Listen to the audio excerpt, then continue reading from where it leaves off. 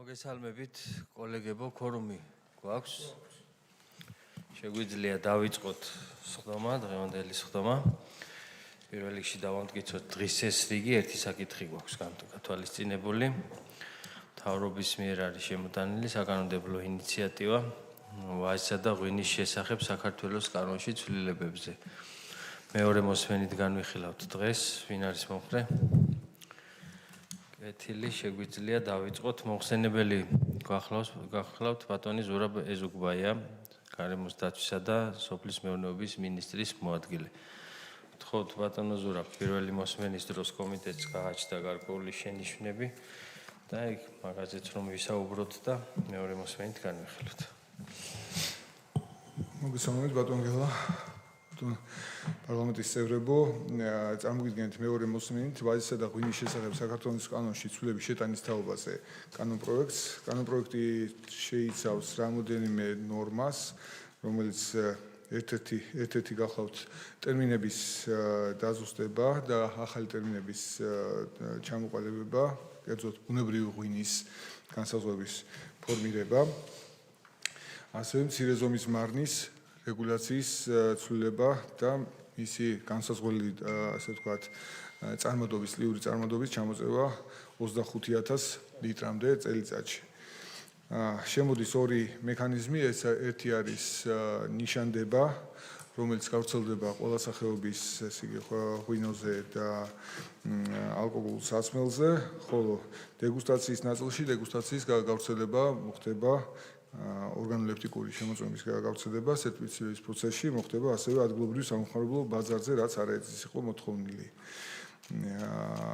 გათვალისწინებულია გარდამოვალდებულებების კანონქვემდებარე აქტების ჩამოყალიბება და ამოქმედება ორ ეტაპად, ესე იგი, ერთი ნაწილი კანონპროექტს ამოქმედება გამოქვეყნებისთანავე, ხოლო ნიშანდებასთან დაკავშირებული ნორმები ამოქმედება 2027 წლის 1 თებერვლიდან, მანამდე იქნება სათანადო კანონქვემდებარე ბაზაც ამოქმედებული.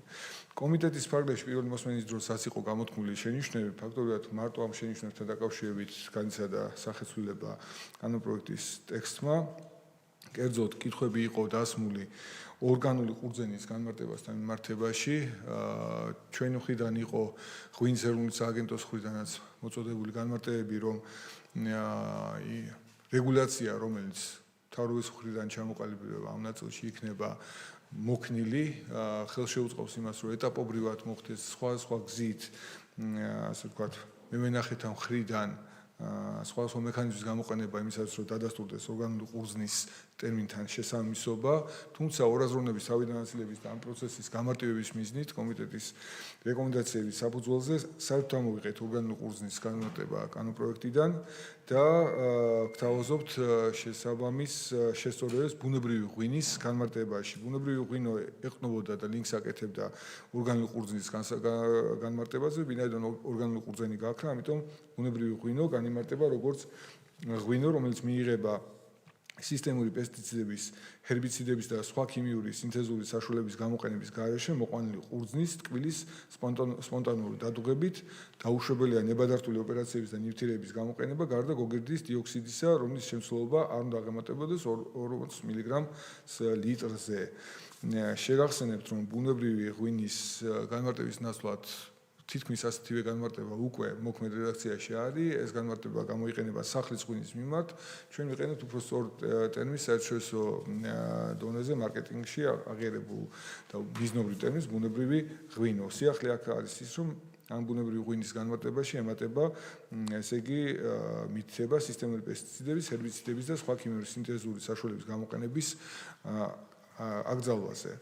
ეს ცვლილებები ხელშეუწყობს იმას, რომ ქართული ღვინის ბრენდი, ქართული ღვინის ხარისხი იქნეს ამაღლებული, გამყარებული როგორც ადგილობრივ ბაზარზე, ასევე ჩვენ საექსპორტო ბაზრებზედაც. მათ შორის ერთ-ერთი სპეციალური კატეგორია ღვინის დამზადების მეთოდის მიხედვით ბუნებრივი ღვინო ეტიკეტირების დროს და ნიშანდების დროს სწორად პოზიციონირებდეს და შეესაბამებოდეს როგორც მოხმარების მოლოდინებს, ასევე ტექნოლოგიას, რომელიც იქნება გამოყენებული მის დამზადების დროს.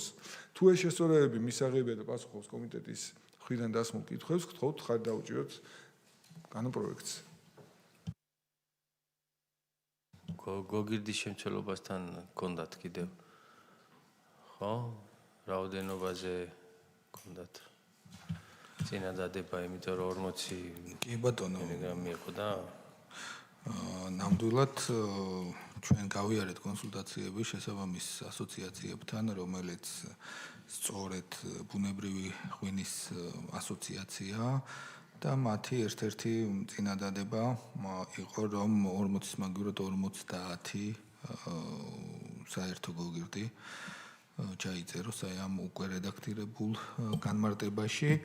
მათ შორის აქვე ერთ-ერთი არგუმენტი კიდე არის ის, რომ უფრო გამარტივებისკენ, ასე ვთქვათ, ანუ ჩვენი შემთხვევა 40 უფრო მკაცრია. შესაბამისად, ამ შემთხვევაში პირიქით ლიბერალიზაცია შედარებით მცირედით, მაგრამ მაინც ხდება. ევროპასთან შედარებით ჩვენი გაცილებით კაცი. კი, იმიტომ რომ დაუშვათ ის ცნობილი გამოფენების ციკლი raw wine, რომელიც მიძღვნილია სწორედ ბუნებრივი ღვინის თვის, იქაც დასაშვები ნორმა არის 50 მილიგრამი ლიტრზე. შესაბამისად, თუ ამ ჩასწორების საშუალებაც იქნება და გაითვალისწინებთ, იქნება ძალიან კარგი. შესაბამისად, თუ მოხერხდება ამის ჩასწორებაც და 40 მილიგრამის მაგივრად იქნება 50 მილიგრამი ლიტრზე, ესეც იქნება კარგი. კი, გასაგებია. კეთილი, სხვა შენიშვნები ხომ არა გვაქვს წინათ. კი ბატონო, მოგესალმებით. რა მაინტერესებს ბატონო ზურა? ბუნებრივი ღვინო ეს ტერმინოლოგია გასაგებია, მაგრამ ჩამონათვალია ეს ეგრეთ წოდებული აკრძალვები, რაც არ უნდა იხმარონ, თქვათ, ხო? ბუნებრივი ღვინის წარმოების პროცესში. ეს, ანუ ყურეთ, ძალიან მარტივი ენით რო ვთქვათ, ეს არ არის იგივე მოთხოვნა, რაც მოითხოვება ბიოღვინოს დროს, ხო? ანუ ეს მაინტერესებს გამომდინარე იქიდან წინაზე ამაზე გქონდა საუბარი, რომ იდეაში ბიოღვინო ის ორგანული ღვინო, რაც ვთქვათ, ევროპაში ცნობილია, კოლოსალურად დიდ თანხებთან არის დაკავშირებული და წარმოუდგენელიც არის შეიძლება ამ ეტაპზე ჩვენი მოცემულობიდან გამომდინარე გლეხმა ის შეძლოს, იმიტომ რომ იქ მიწას აქვს მნიშვნელობა და სამეზობლოს და რაღაცა მომიჯნავე მიწებსაც და ასე შემდეგ და ეგ მაინტერესებს, ანუ ჩვენ ახლა ბუნებრივი ღვინოს რასაც ვარქმევთ და მოთხოვნა რაც უნდა იყოს თუნდაც ამ ნივთიერებების შემცველობა, ხმარება, ვთქვათ, პროცესში ეს არ არის პირდაპირ იგივე მოთხოვნები, რაც მოითხოვება ორგანულის შემთხვევაში. აი ეს მაინტერესებს. კი ბატონო, არ არის აბსოლუტურად იდენტური. ორგანული მოითხოვდა უკვე კაცრი დაცვის რეჟიმის კაცრი დაცვის შემთხვევაში შესაბამისი სერტიფიცირების გავლას, დადასტურებას და მთელი პროცესის ვერიფიცირებას, როგორც ვენახში გამოყენებული მეთოდის მიმართ, ასევე ღვინის წარმოების მიმართ. ჩვენ ამ შემთხვევაში ესეთი მკაცრი რეგულირება არ აქვს გამოყენებული, სწორედ იმიტომ, რომ ეს ყველაფერი ჩამოყალიბების ეტაპზეა და გარკვეული პერიოდი დაჭირდება მეღვინეებს იმისათვის, რომ ადაპტაცია შეძლონ. ამიტომ მათი მხრიდან რეალურად საქართველოში წარმოებული ამ ტიპის ამ სახეობის ღვინის მიმართ რა მეთოდების გამოიყენება, იმას ასახავს ეს ტერმინის განმარტება ბუნებრივი ღვინო.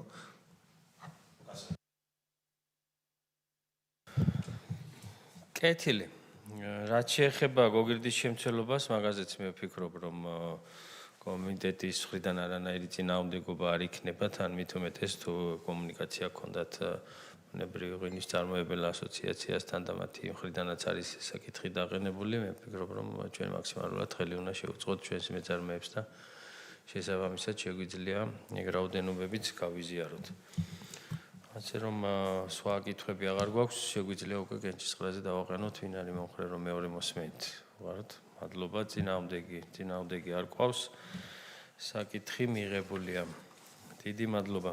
ეხლა სანამ სხდომას მორჩებით, ფაქტობრივად დღის ეს რიგით ამოვწურეთ საკითხები, მაგრამ ორი საკითხი მაქვს თქვენთან გასაცნობად, ასე ვთქვათ, საორგანიზაციო საკითხები.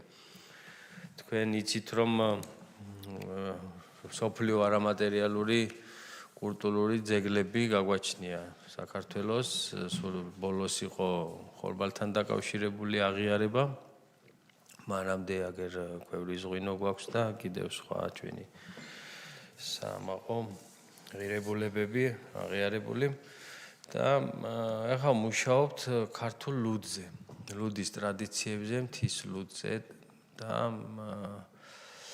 იცით თქვენ რომ ბოლო კვლევები როგორც ხორბალს ეხება, ასევე ქერთან მიმართებაშიც საკმაოდ შთამბეჭდავი შედეგები გვაქვს და ჩვენი მთის ლუდის ხარშვის ტრადიციებიც შემონახული არის დღემდე და ეგეც განსაკუთრებულ ყურადღებას მოვლას პატრონობას და განვითარებას საჭიროებს. ჯგუფი საქართველოს მეცნიერებათა ეროვნულ აკადემიასთან ერთად უკვე რამოდენიმე პერიოდია მუშაობთ ამ საკითხზე. ფაქტობრივად მოძებული გვაქვს ყველა დონის შესაბამისი ინფორმაცია და ახლა უნდა გადავიდეთ უკვე აღსრულების ეტაპზე.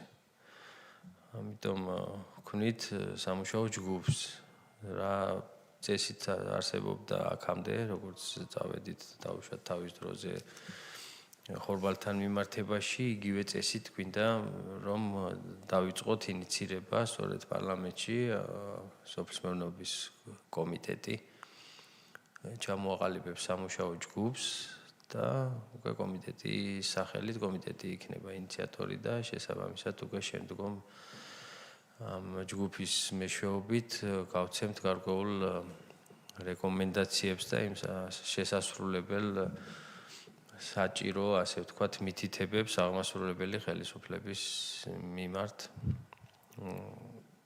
გარკვეული მონახაზი ამ ჯგუფის ჩვენ გვაქვს. ჩამოთვლილია ის ადამიანები, ვინც უკვე ჩართულები არიან და იმუშავეს და გარკვეული ინფორმაცია მოიძიეს და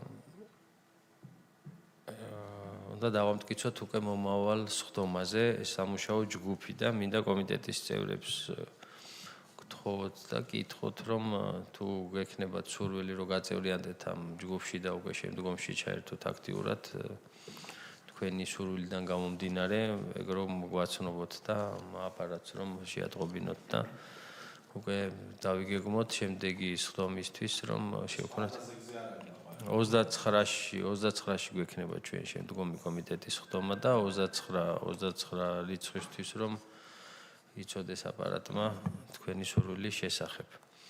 რაც შეეხება 29 რიცხვს, 29 მაისს ჩვენ ვაპირებთ გასვლითი სხდომის ჩატარებას. სამეცნიერო კვლევით ცენტრს ვეწვევით წილკანში და შემდგომ გადავალთ ჯიღაურაში. ასევე ამ სხდომაზე გვინდა დავპატიჟოთ პარლამენტის სტაჟიორები და ასევე სტუდენტური პარლამენტის წევრები. ახალგაზრდები ჩავიყვანოთ, რომ ჩვენთან ერთად მივცეთ საშუალება ჩვენს მომავალთაობას, რომ ნახონ თავისი თვალით რას აკეთებს გარემოსდაცვისა და სოფლის მეურნეობის სამინისტრო, რას აკეთებს